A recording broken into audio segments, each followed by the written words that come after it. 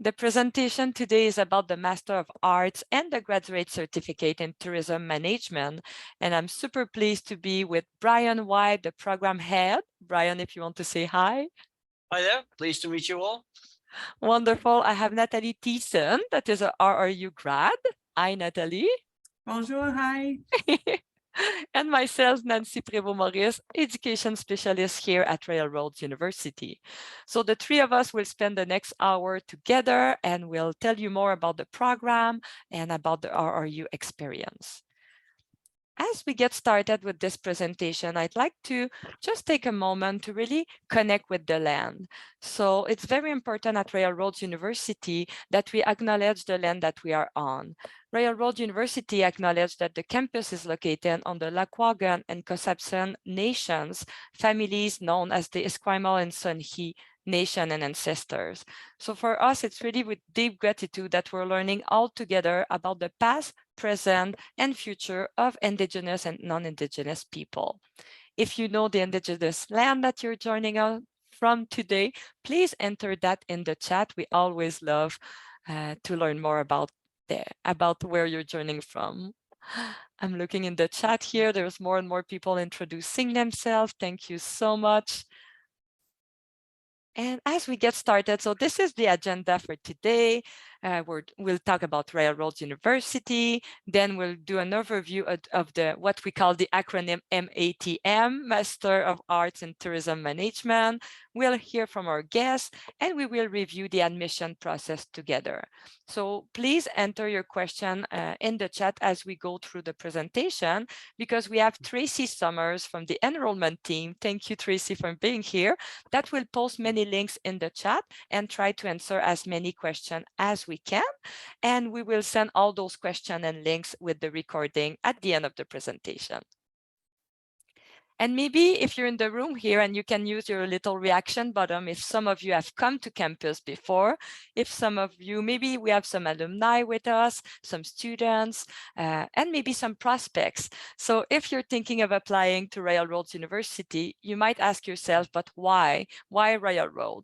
So first of all, we see life as a qualification. So since we opened our doors in 1995, we really wanted to do things differently. So we opened our doors to the people with an entrepreneurial spirit and leadership spirit and working professionals. So most programs are built for people to be able to work and learn and really brings into the room what they have done in the past. Second bullet here is prof who know your name. So at Railroad University, you're not just a number, you're not an ID number. Since day one, in fact, when you start at day one, you will see that most of the admission people, enrollment, your profs, and your colleagues will call you by your name. Learning based on life is the third point. We really value what you bring into the classroom. So we value all the volunteer, study, work experiences that you're bringing with you. And we will talk about it in the admission piece, but we really have different admission process for you to be able to apply. So we really consider that kind of learning based on life. And we like to say that we merge theory and practice. So you're not like sitting in a lecture hall and just listening to stuff. So you really do a lot of teamwork and you can bring your real life problems or issues that you see in your workplace into the classroom. Connection for life, people you will meet at Railroad, you will most likely connect with them later in your life, maybe stay connected on LinkedIn. And I know there's many graduates that will come back on campus to meet with their cohort. And finally, we were built differently. And what does that mean is that when we opened in 1995, we really wanted to do online learning. So most of our instructors and programs are developed for you to be able to access it from abroad, or some program will be fully on campus like the one we're talking today. And as we transition here, I know that many of you are coming from abroad, from other countries, which is very exciting. And just to give you an idea, so we're located in Victoria, British Columbia. We are quite a small city, I should say, but very interesting city. I'm myself from Quebec. I moved here 5 years ago. Never thought I would stay, but I'm just in love with Victoria. I love it. And when we want to go to largest city, we can just go to Vancouver, which is an hour and a half from here, or we can as well just take a ferry and go to Seattle. So those are the largest cities. And it's important to mention the top industries in Victoria. So we have technology, advanced technology, as you can see, tourism and hospitality, which we will talk about today, and education. We also have one of the mildest climates in Canada. So throughout the year, we are about 6 degrees in the winter and 25 degrees in summer. And we're so lucky. It's the end of September and we're still having a beautiful sun today. And some little stat here, top 10 friendliest cities and top 20 best small cities in the world. So hopefully that gives you a little taste of what Victoria looks like. And before I pass it for the program description, just a little description here about what is Royal Road, what is the campus. So on the top left, you can see Hatley Castle, which is kind of the most iconic building on campus. I'm sure Natalie can remember it and she can talk to it later. But I think most students are very excited to see the castle. We have sometimes classrooms and events happening in the castle. On the top right, you have the Japanese garden. So we have 565 acres of land at Royal Roads. So you can always enjoy a walk, do your homework in the garden. The Sherman Gel building is one of the newest building on the top bottom left here. And some of your classes will be here. It's beautiful, full of lights and windows and right in the middle of the forest. And at the bottom right, we do online learning for 25 years, as I mentioned. And sorry, Brian, before I pass it over to you, just a reminder for everybody that we are a Changemaker campus. So Royal Roads, we have that accreditation Ashoka U. So I invite you to just go on Google and maybe check that out because this is very interesting. This is really to, how can I say, really promoting the innovation approach and the leadership approach in education. And we're only a few institutions in Canada to have that accreditation. So we're super proud of it. And here, I think everybody is looking forward to hear more about the program. So Brian, if you may. Okay, well, thank you very much for that excellent introduction. Much appreciated.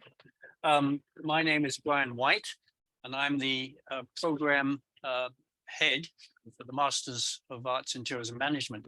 I've been here for, I think, 15 years now. As you can see, I'm getting gray, but that's not because I don't enjoy what I do. I love it. We are very keen on having people interact here and enjoy and have a special, unique experience with their time at Royal Roads, whether they go home or whether they stay in Canada. One of the things I'd like to start out with is the acknowledgement of traditional lands and traditional lands across British Columbia. It's certainly a very important element in Royal Roads' educational structure, and particularly in our master's degree. We have Indigenous instructors here, and we'll be actually having one of them present later on today because it's Tourism Day. So we're looking forward to having that happen.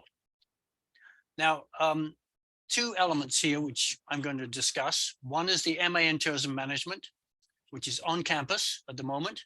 It probably will be going back online probably in the next couple of years, but at the moment it's an on-campus program. The other one is a graduate certificate in tourism management, which ladders into the master's degree. So it's an opportunity for people to get a sense of what the program is about, and then carry on. If they like what they see, they can carry on to getting the master's degree program later on. By the way, when you're looking at Hatley Castle, you're looking at something there, which is the mutant castle out of X-Men. Just so you know, we're a major film set here, and you might have seen some of the castle and the grounds in many different movies, because there's been lots of them made here. Okay, there's 3 annual intakes, and these happen 3 times a year now. April, August, and December. You can extend the time you've got is 18 to 20 months, but you can extend that and take a longer time to finish. And there's no extra cost involved in taking that longer time. It includes online elective courses plus core courses. There's also a strong field study component in the program. And I'm happy to announce actually right now that we decided on where we're going to be going in terms of our 635 elective field study course, which will be focused around regenerative tourism. And we'll be going to Amsterdam and going to look at the Netherlands, who have a strong leadership position in regenerative tourism. So I'm very excited about that. That will be in the beginning of the fall 2023. So people coming in now will have the opportunity to come to Amsterdam with us. It's a less expensive destination in Europe, and there's tons of things to learn from going there. So that's something we can look at.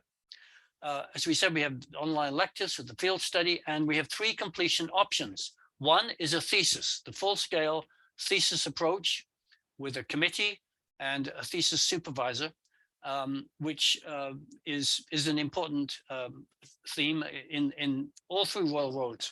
The second possibility is a major research project, which is more flexible and allows for a variety of different completion opportunities. Okay, so that's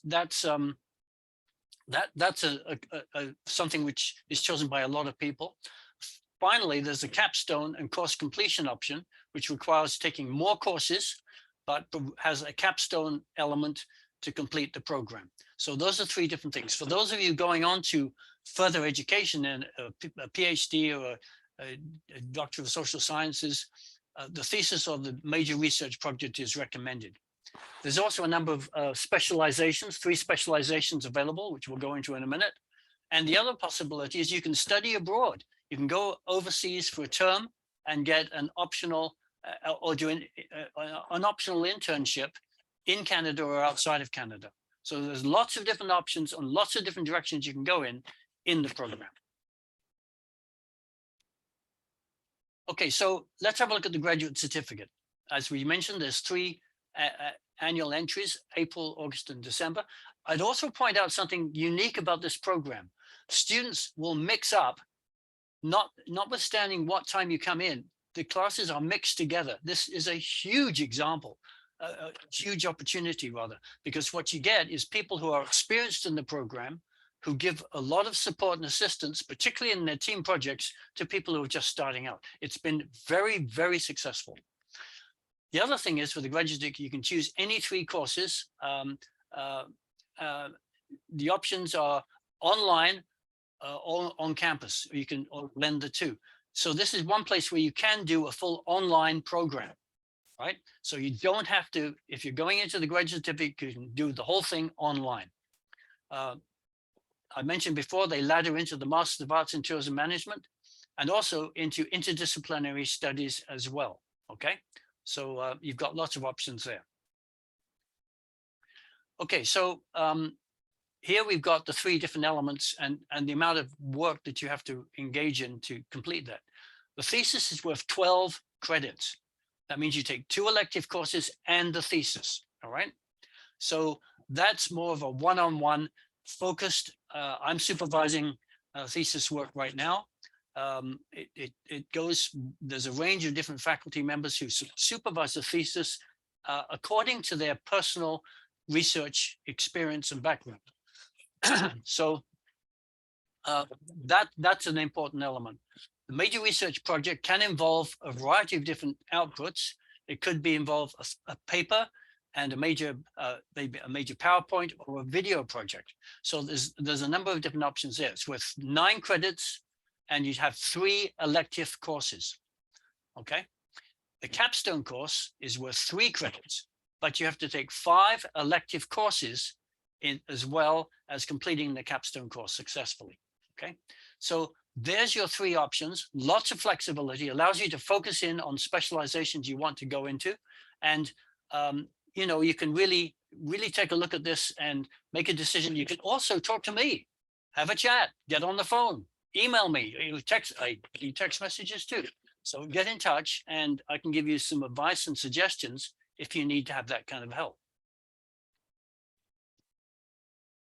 Okay. Specializations. These are 2 courses plus a focus on the specialization within the major research project or thesis options. So if you're doing a thesis or a major research project, what you can do is to focus in on 2 courses which will give you extra support. For example, some people focused in on disaster management in tourism. So they took courses which dealt with disaster management to give them extra specialized information on their particular topic. Okay, so you can get highly specialized if you've already got a particular direction you want to go in. If you want to go into hotel management, there's opportunities for getting more focus on that. It depends what you want to do. And once again, we can give you the support and assistance in making the decision about what specializations you wish to take. By the way, it isn't just a matter of faculty here. We have fantastic staff. And Catherine McLean is the program associate for the program and is outstanding at providing support, partly because she's been through the program herself some time ago. So she's a person that can give you the details as well as myself. Okay. 3 specializations in the program. Sustainability, a very, very important element at the moment. We're looking, for example, at going beyond sustainability into regenerative tourism. So taking a look at opportunities in following that. We've got sustainable opportunities inside and outside the department in terms of coursework. You can go into the environmental, the environmental studies area and look at some of the courses in there. With social entrepreneurship, developing a sustainable perspective. What is social entrepreneurship? It's a really critical focus within tourism these days, particularly if you want to start your own company or go into a startup kind of circumstance. So that's a big deal, okay? Another big opportunity. Finally, disaster and emergency management. Well, given the nature of the world at the moment, focusing on the disaster and emergency management isn't such a bad idea, okay? So you can definitely follow up on that one. There's a question just came through regarding focusing on hospitality. Yes, of course. We don't make that much of a distinction between hospitality and tourism. If you want to get more of a hospitality focus, that can be provided. We have people in the program who've got strong backgrounds in hospitality management and hotel management. Okay, so we definitely can do that. We've got faculty members at the PhD level, the doctoral level, who can provide excellent support and assistance in those areas. Okay. Okay, how's the industry doing? Well, we've been through a really tough couple of years, right? This has been really, really challenging. And tourism, of all things, got creamed. No question about it. Everything got shut down. But now we're seeing a major bounce back. Recently, like in the last couple of days, it was announced that Canada is removing the ArriveCAN website piece, which I found to be a real pain, frankly, when I went to Mexico recently. Oh, anyway, so that's coming back. So we're getting people traveling again, and there's a lot of pent-up demand. People in the program, most of the people on campus are working in the program part-time. They're allowed to do that. If you come into Canada, you're allowed to work part-time while you're taking the master's degree, okay? So I can't think of anyone that doesn't have a job, and a good job. The industry here is crying out for qualified people, and we are providing a big chunk of the workforce in Victoria right now. And certainly our graduates are doing incredibly well, as you're going to hear from Natalie, from her experience in a couple of minutes. So travel and tourism is doing well. It's much more than an industry. It's very broad. It's a very significant world movement, if you will. So we're looking at that. We do our best to keep up to date and making sure that we are very conscious of the efforts and capabilities that the industry has to bring things going and move things ahead. Okay, I think that's I don't know if there's any specific questions, but there we are. Yeah, thank you, Brian. I think this slide, if you don't mind to talk to it, that was a question. Yeah, that was a few questions I got before the webinar. Is like, if I apply and I do the METM, and I know Natalie will share more too, what can I come up with? Yeah. Okay.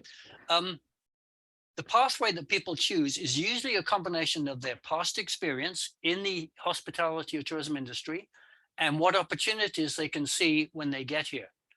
It depends also on whether you're going back to your home country to continue working in an existing organization or to carry on because you've been upgraded to a master's level in the tourism and hospitality industry, or if you're staying here.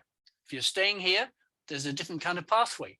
And one of the things we have at Royal Roads is lots of counseling and direction about where to go in terms of your next steps, okay?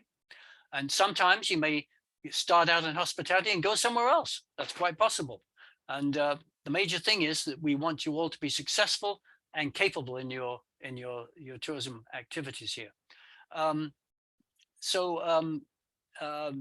Global awareness is absolutely critical. This is a globalized industry. You've got to really focus in on where you want to go. So a lot of it has to do with you and what your goals and objectives are. The major focus here is on focusing on supervisors, managers, CEOs, that level of training.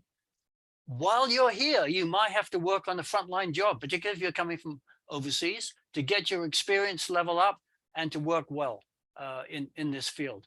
Most of our graduates come out at the supervisory level. There's no question about that. And once you're working here, because of your past experience, in most cases, you get supervisory level jobs in hotels, in destination management organizations, tourism inbound and outbound companies, airports, you name it. All of those kinds of opportunities are available for people who have been through this program because you have the skills and knowledge to do a good job. So you come out of here with highly enhanced professionalism and self-confidence. So one of those reasons is that you get critical thinking skills, you're able to solve problems, work in a project management kind of setting, which is enhanced throughout the program, and you develop very good skills in intercultural communications, a very important element here. So that's something that we strongly focus on. And finally, teamwork and leadership. I mean, that is a really strong focus in the program, making sure that you're able to work in a team and to provide the leadership and also to be a good follower, okay? So teamwork is really important, and most of the courses that we have here focus in on that particular element.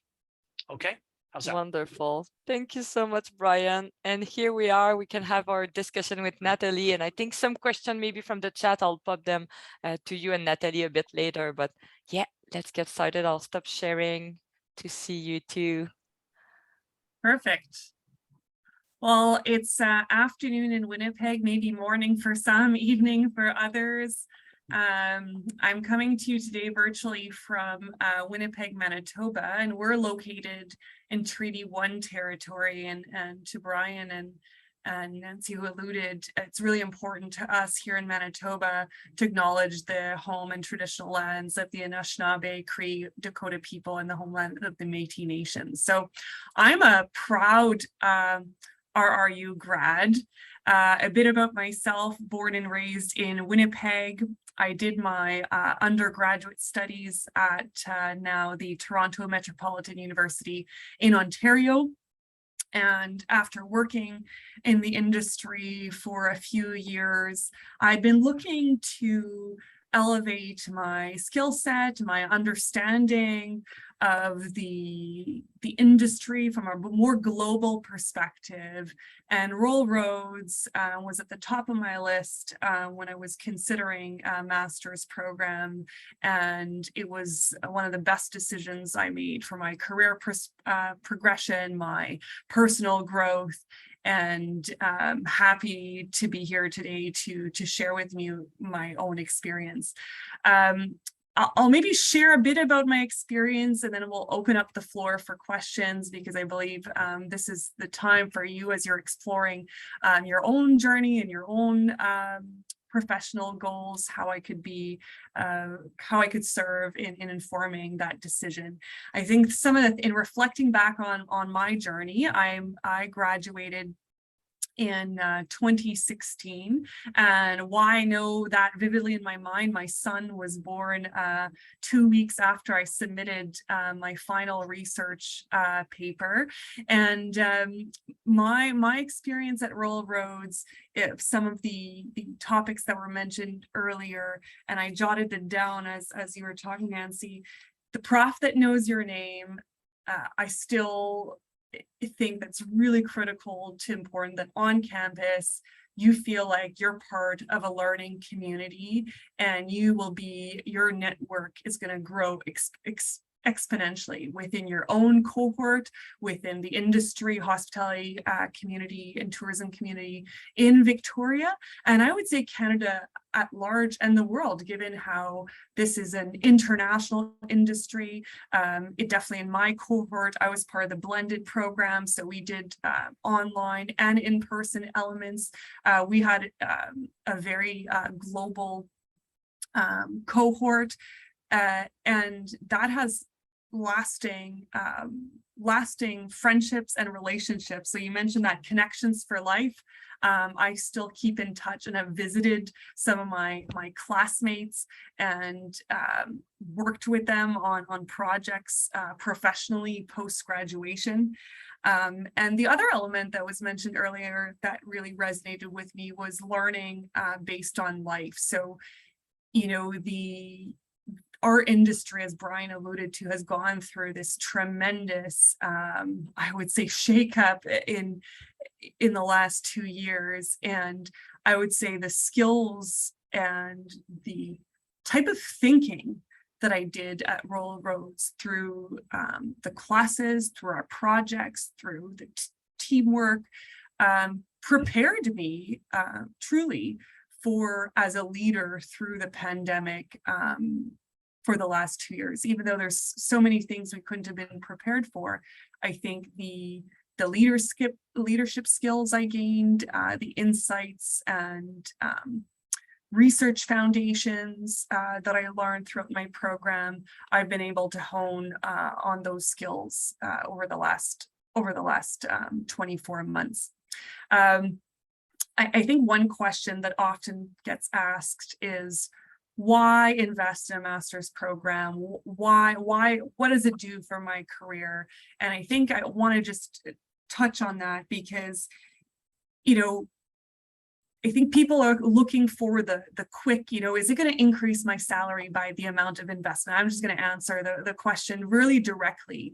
I think any education program that you invest in, you get what you put into it. So if you invest in this master's program and you are committed to doing the work and building a network, connecting with professors, connecting with your cohort, you will reap the rewards, not just financial rewards, but the social, cultural connections, the personal growth that comes from that. When I was in the program, I was where I'm currently employed at Economic Development. We're the official destination marketing agency for the city of Winnipeg. And as I was working in business development, I had no direct employees. I was working, driving attraction of business events, groups to the city. And within 2 years of finishing my master's, I had 12 staff reporting to be responsible for multi-million-dollar budgets, and have even progressed since then. And so I think, to Brian's point earlier, the hospitality and tourism industry, I think you have to, everyone has an entry point of working on the front line and that frontline service experience, whether you're a newcomer to the country and will be studying at Royal Roads, or for myself, how I started tour guiding and working in restaurants as my first experience in the industry.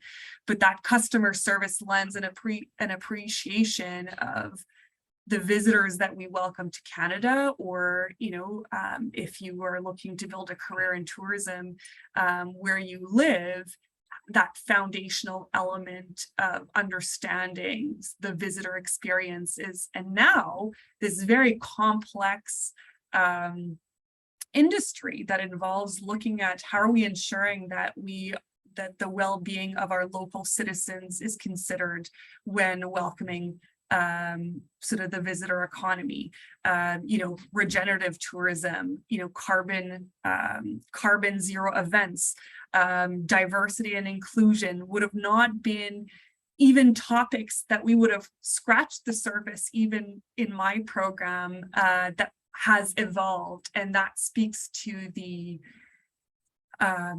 professionalism, the intuition, the innovation, the remaining relevant, and not even just relevant, but almost future-proofing sort of some of the major things that you're going to face in your career in tourism.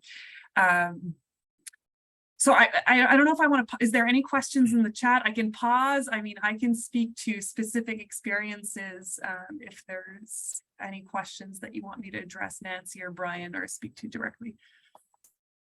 I think one of the questions when I talk with prospect is, how did it go for you to go back to school? Maybe if we start from the beginning, like, were you scared? Were you like, oh my God, can I do it? Can I work at the same time? Yeah, so I was working full-time with a travel schedule as well, traveling for business as well.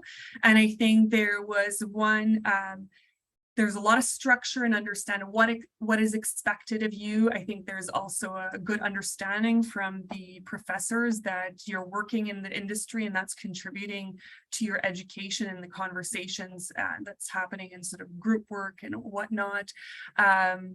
I think speaking to, I'm accessible, similar to Brian's comment. If you want to have a conversation offline afterwards, I've spoken to students who are apprehensive about going back to school. I think it's being a lifelong learner and this curiosity, I think coming in with that, you're willing to sort of have an open mind and learn new things and to be ready to look at different topics that perhaps, I worked in DMOs before. So I actually challenged myself when I went to Royal Roads to take courses and to learn from different facets of the industry that I was perhaps not as familiar with. So to go in with an open mind, and it's good to have potential areas of interest, but to not limit yourself by that, because you may be surprised about what you might be exposed to along the way and the professors and people that you meet. I mean, I had the incredible experience of working closely with Jeff Bird, and my research project led me to do primary research in France, which I wouldn't have anticipated going into the program. So, yeah, we can go through all the benefits and check all the boxes of what it's going to be, but until you actually immerse yourself in the program, what an incredible opportunity to go to Amsterdam and learn about regenerative tourism. And, Europe is way ahead in terms of Canada, in terms of some of the work in that space. So, yeah, hopefully I've answered that question.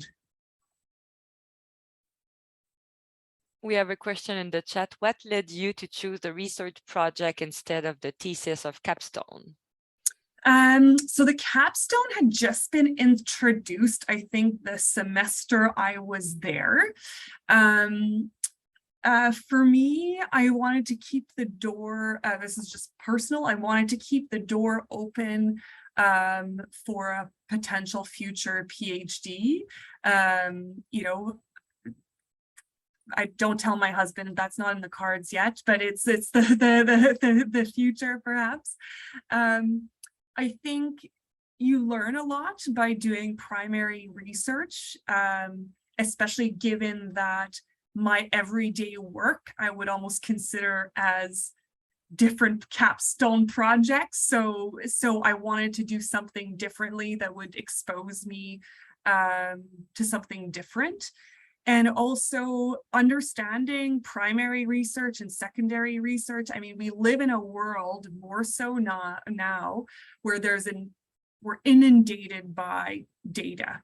right? But what we really need to hone in on, what are the insights that we're gaining from all this research, and how to actually properly and concisely sum up some of those results. So, which is part of doing research, right? You go out in the field, you do research, how do you ask the right questions if you're doing qualitative or quantitative research? How do you sum up the results? So those, for me, that was, and I've never been asked that question, but that's part of my rationale of why I chose that project. But correct me if I'm wrong, Brian, but you don't have to choose that right out of the gate, do you? Do you have to decide that right away? No, you've got a little bit of time.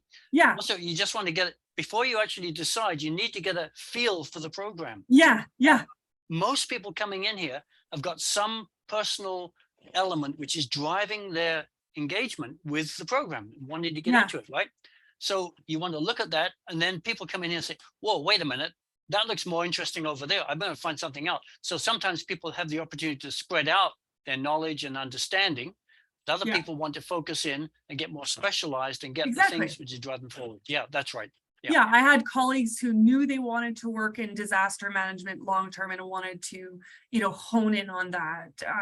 Some colleagues that were in revenue management in hotels and wanted to do nothing to do with hotels and revenue management because they lived and breathed that all day long. So I think to Brian's point of that, those personal circumstances, what's maybe driving or motivating them, but understanding, come and experience at least your first few classes, get a sense of the type of learning, and then figure out what your perhaps long-term plans. Part of me really, when I chose to invest in the master's, was I was looking for a new challenge to learn more and really to open my eyes to what could be possible if I pursued further education. Yeah, I was just thinking, Kathy McRae, who also graduated from the program, came in here with a passion for protecting grizzly bears, right? And so she wrote a paper, basically a white paper, which went to the NDP government and was largely instrumental in stopping the grizzly bear hunt on the coast. So, if you've got a passion, if you've got a vision, if you've got an idea, that's powerful. Or if you're looking for an idea, you're looking for something which you're really committed to and involved in. Yeah, we can do that. Yeah, it's a place to find that. Yeah. I see a question in the chat about what was your best course? And I know it's a few years back, but is there something that really... Oh, best course. In reflecting back, you always think about, the people often think of the negative. Oh, what was the worst course? And there was none. And that's what stands out. It's hard to pick the best because and I have, beyond my undergraduate out of Ontario, I have an undergraduate in science. Took me a while to find tourism, but I could name you lots of classes that were not good for many reasons, but I think every course that was curated for the master's program had a really sense of you knew why you were there, why you were learning it, and I took something away. I think of my time, I took the sustainability course as an elective at that time.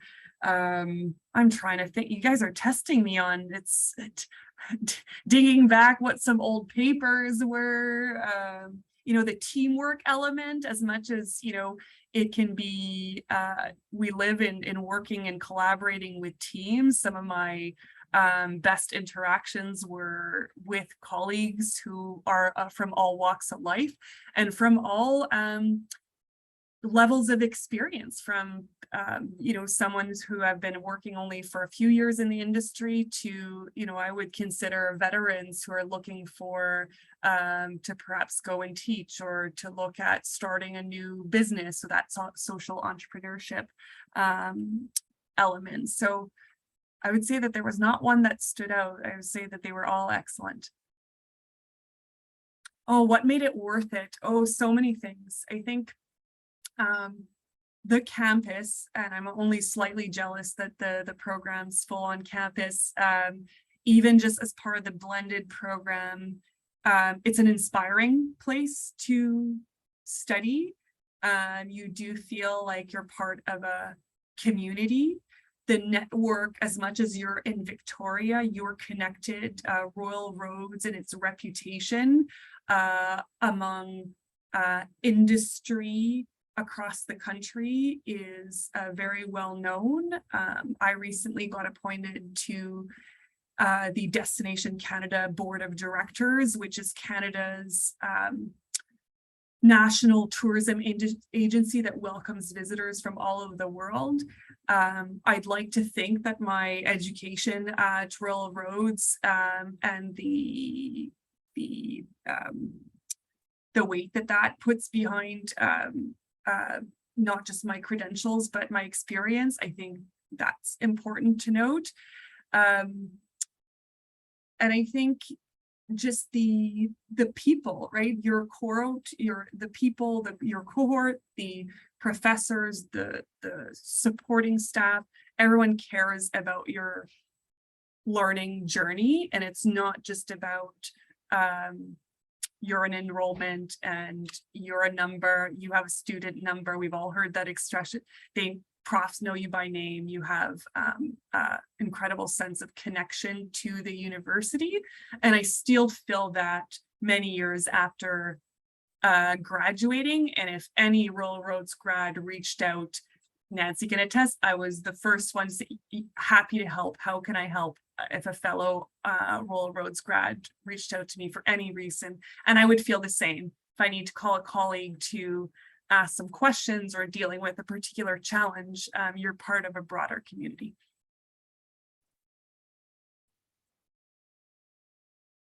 Well said. Thank you so much. And I know Jen is asking, did you find it difficult to relocate from Ontario? So I'm born and raised in Manitoba.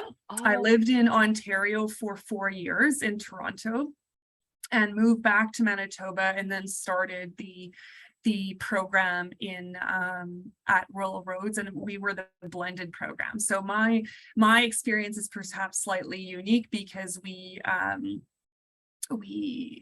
did kind of 3 or 4 intensive sessions in Victoria, and but I think there's a whole new string of opportunities, the fact that you're full on campus. And I know that may not be possible for everyone, but knowing that the certificate program is online and then you have the ability, it allows you a bit more time to look at sort of the graduate program. I did see one question in the chat about what made me select my decision for Royal Roads. And I can tell you, I did my research by bunch of reasons. One, it was a balance between academia and industry. So founded by foundational elements of research and academia, and also industry expertise. So working with the local industry professors or associate professors or instructors in some cases that work in the industry, and many faculty members have worked on several projects that have tangible impacts to how business actually operates in the industry. So I think that's critical to note. I think the foundational element that they were built to work with industry professionals, that this is meant to elevate your career, and also the looking at sort of the profile of the faculty members and the opportunity to learn also from BC as sort of leaders in, they're seen as leaders across the country in many respects from a hospitality and tourism community perspective, that I thought I had lots to learn from, having studied in Ontario, lived in Manitoba, and wanted to take some of those best practices away. Yeah, maybe I can just chime in on that. One of the, BC has always been a leader in tourism and hospitality. I don't think take a look at you can look at the economic statistics just to support that. Yeah. But there's some other places where BC has really shown leadership. One of the places that I've been involved in over the last 30 or 40 years is is involved with seeing the development of Indigenous tourism, which has taken off in BC and which is really remarkably successful. So, you know, those kinds of elements really matter. Basically taking a look at what's happening in BC as a leading edge kind of place. Lots of people look to British Columbia as the leader in effective and sustainable and regenerative now tourism management. That's part of the deal. And it's a big chunk of our income and involves thousands and thousands of people working in the industry. So that is a really critical piece. It isn't just about Royal Roads having a leadership position in this. It's about our relationship with other people in the industry. We have many graduates who presently are working in destination British Columbia for the government. Okay, several people, they're policymakers. We have people who've been working in government who teach for us, including a number of graduates, as a matter of fact. So yeah, we've got that particular opportunity, and we don't. Also, I'll just point out this: we don't have a lot of competition in Canada. Okay, so we're a fairly unique organization, and we're rather proud of that because we've, I think, proven ourselves along with, you know, because of the quality and the success of our graduates. I couldn't agree more. And I like, Brian, what we see with the school sometimes is that your graduate will then hire other graduate, and it kind of create that railroad network in Canada, but abroad as well. I'm looking in the chat if we have more questions. Some people are asking about the grad certificate, so we can get back to this. Anything else? Yeah, go ahead. I'll just add, I'll add my email address in the Oh, that's chat. very kind of you. Should you want to send That's me a note? wonderful. Yeah. And I think for the people asking about the grad certificate, and I know it's not what you have done, Natalie, but I know people like myself, that's what I did at Railroad. I started with a grad diploma because I wasn't sure if I wanted to go back to school. And then I think most of us got hooked, and you're like, oh yeah, I'll do the master. So I think it's a very cool entry point, and it's not too demanding at first. And then we can just ladder up to the MATM or another MA at Railroad. So if that's helpful for some of you here. And yeah, so maybe before we let you go, Natalie, can you just explain us maybe what is your kind of day-to-day work now, or what do you do in tourism? Yeah, so we can learn a bit more. My day-to-day, so I'm responsible for the attraction, or my team and I are responsible for the attraction of conferences and events, special events. So if you think of size of events like the Junos or the Olympics or the Pan Am Games, or conferences, whether it's a tourism conference, whether it's a conference on medical engineers, our team is responsible for the attraction of events. So I manage a team of 10 staff currently, working with, as you can imagine, with the pandemic, we're back in market, traveling, position the city to attract these events, working with our government to help with sort of recovery efforts, challenges with labor, of course, working with our industry association on our priorities. So coming out of the pandemic, my roles evolved quite a bit, given that everyone is short-staffed, and our organization is included in that. But I think that's what is very, the optimism is that there's a lot of room for new perspective and voices to this industry. I just welcomed two new members to my team who have been in Winnipeg and in Canada for only 5 years, and have been incredible additions, and will be servicing sort of and working on with our clients on a day-to-day basis. So it's a very exciting time to be rebuilding, but we have some tough questions to ask ourselves, and how we're on this World Tourism Day. How are we rethinking even how we attract events? And I mean, Canada is trying to lead the way as being a sustainable business events destination, but that means that every jurisdiction, including Winnipeg's, needs to make sure that we can deliver on that promise when bringing events as an example. So that's just a little snapshot of maybe what my morning was, because it's just past lunchtime for me. Great, thanks, Natalie. I'm just going to respond to one point. Is the master's degree in tourism a continuation of your undergraduate degree? Not really. It builds on the undergraduate you've done, and people here have come in from all different kinds of directions. Some people have had years and years of experience in the industry and don't have significant BAs, right? We look at the individual case on a case-by-case basis. What it does is get you to think differently about the nature of hospitality and tourism. The idea is not to continue on with what you learned before, because we can't specify a particular set of what people have learned. If you're coming from Eastern Canada or from BC, or you're coming from Nigeria or Vietnam or China or wherever it happens to be, we don't have a common template for what an undergraduate degree in tourism and hospitality looks like. So it's coming from many different directions. What we do look at is we are looking for experience that is going to be beneficial to your partners and to yourself. And we're looking to see that experience magnified and developed and enhanced, or built into with the master's degree.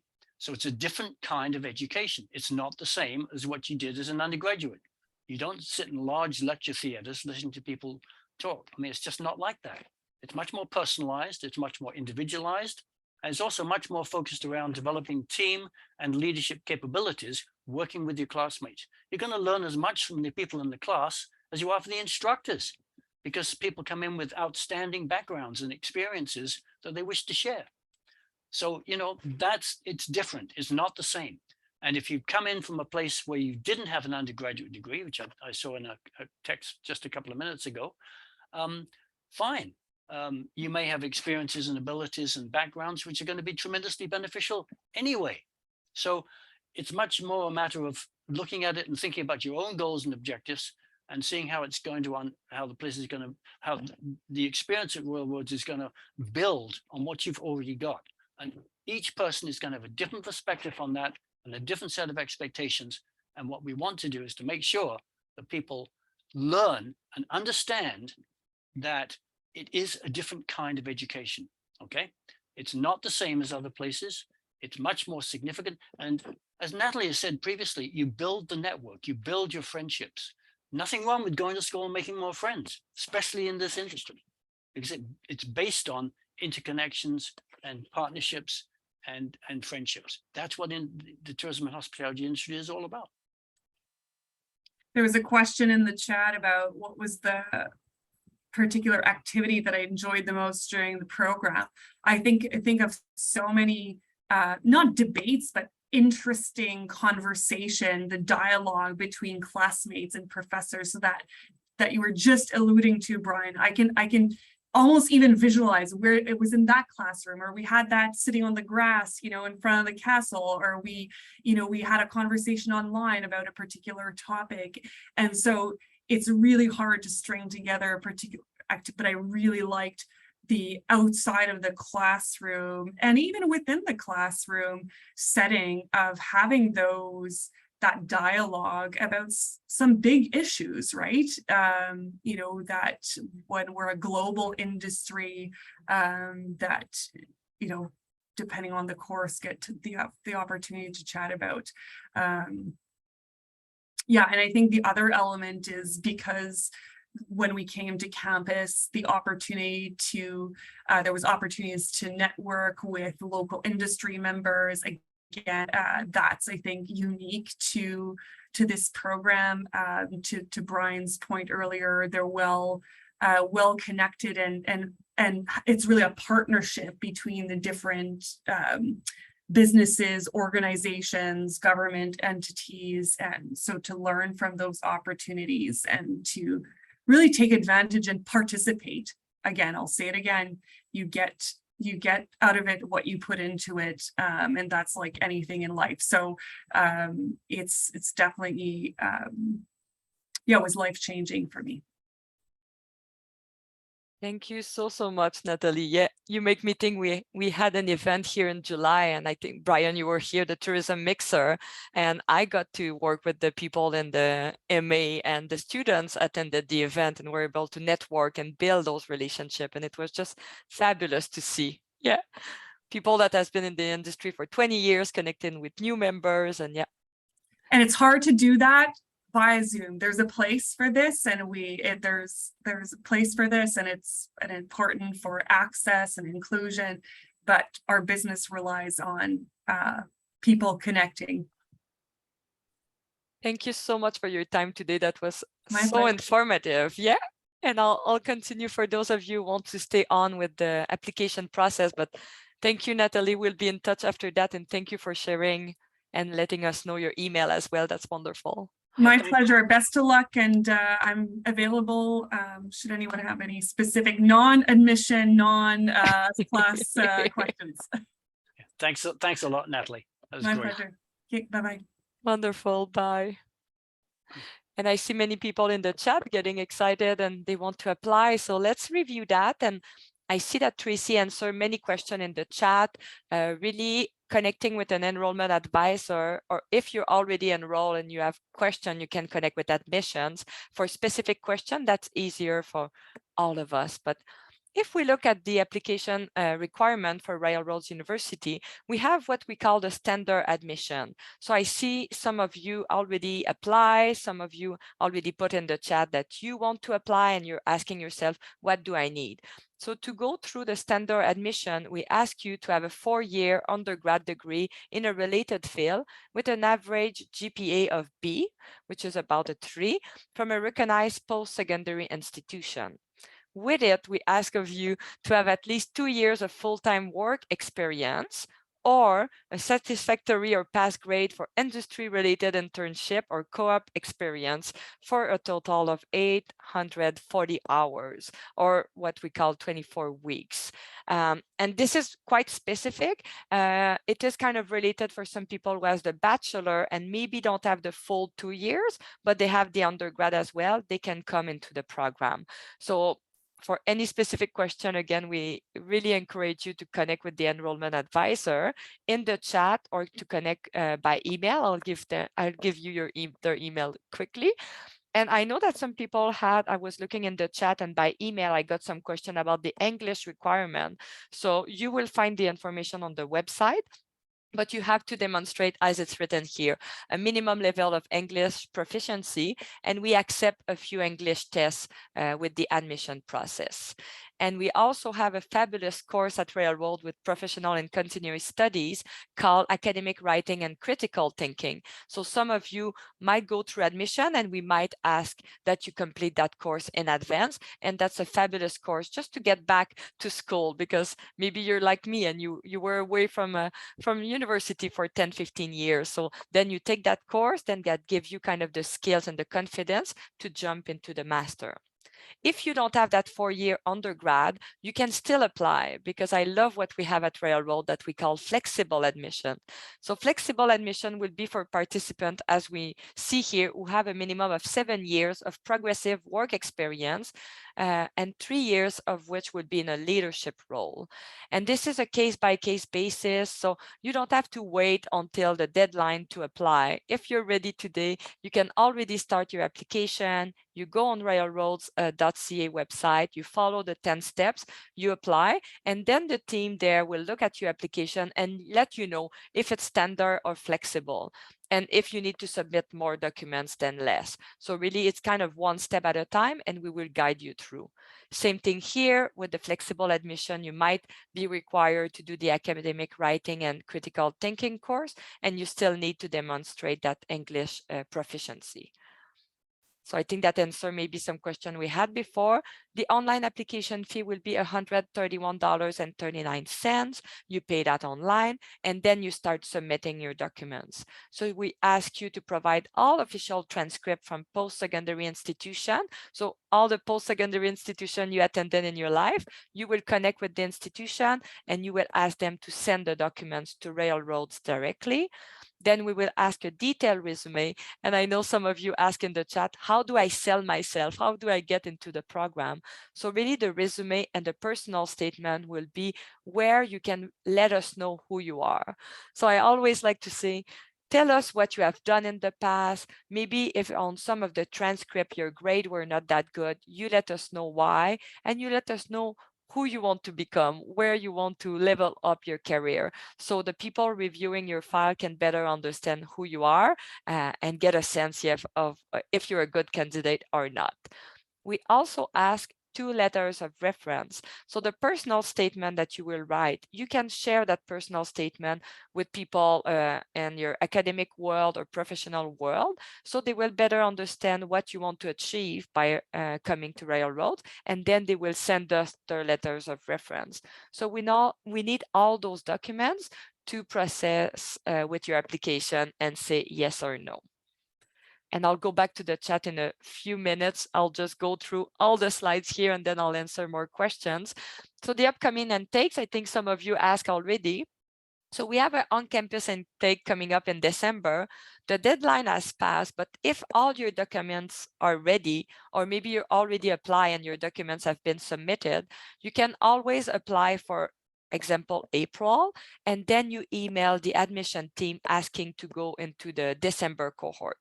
I would say that the December cohort will be a bit easier if you're a resident of Canada, because we know that with international visa and stuff right now, it might be a little tight. But if, again, all your documents have been submitted, you might be able to get into the December intake.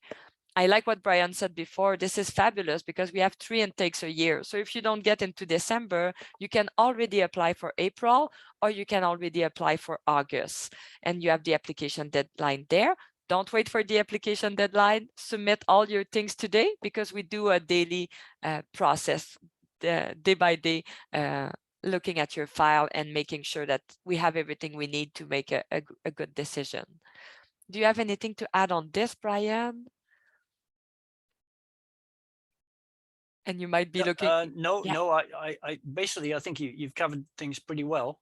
But once again, sometimes you might want to, if you want to, you can get in touch with me, and I can give you extra information and help. But by and large, I would just support the advisors and the admissions process here. It's darn good. It's really well done. So I think you're probably going to find as much information as you're going to need from either for applying internationally or domestically. You're going to get information, good information and clear information from the admissions advisors. Exactly. And that's true that we got a few questions about, is there a different process for international student or domestic student? But the process is kind of the same. You go online, you follow the same steps. But of course, if you have some transcripts that are international, you might need extra steps to make how can we say, to translate maybe those transcripts, or for us to kind of get a sense of what is the equivalence. But again, the admission advisor and enrollment advisor will be able to really walk you through all those little steps with you. But mostly we welcome international and domestic in our classroom for sure.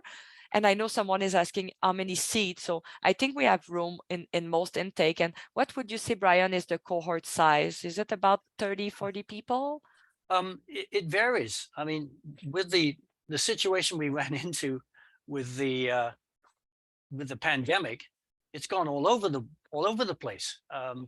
But last summer, I taught my Transforming Destinations course between May and July, and I had a total of 45 students, which were split into 2 classes, right?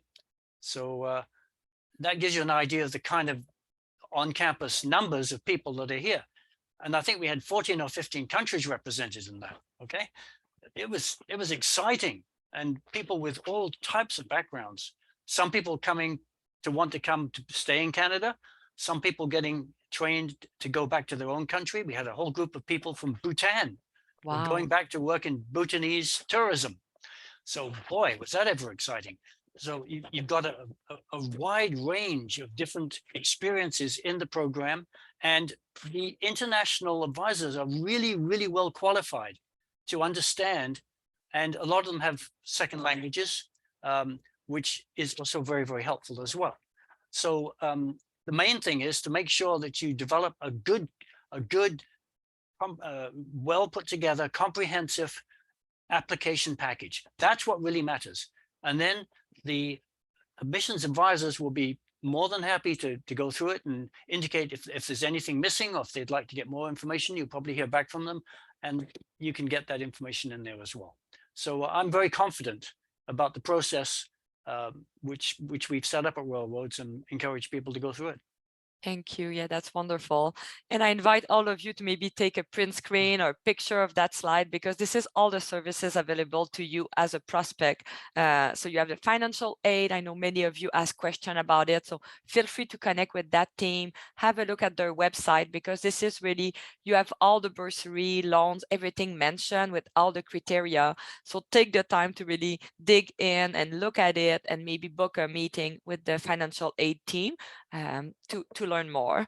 And as Tracy is part of that excellent team, enrollment advisor, you can connect at learn.more@railroads.ca. You have the phone numbers as well here. So really, by connecting at learn.more, that team will answer all your questions, send you links maybe to past recordings or links to the accommodation video we talked about. So it's really your first door after this webinar to keep going into the process. And here is a simple thank you to all of you. Happy World Tourism Day again. And we hope to see you in the program, and feel free to connect with, as we mentioned, Brian or myself or Natalie or learn.more. And we wish you a beautiful day. Thank you so much, Brian, for your time. My pleasure, and look forward to seeing you in the program, everybody.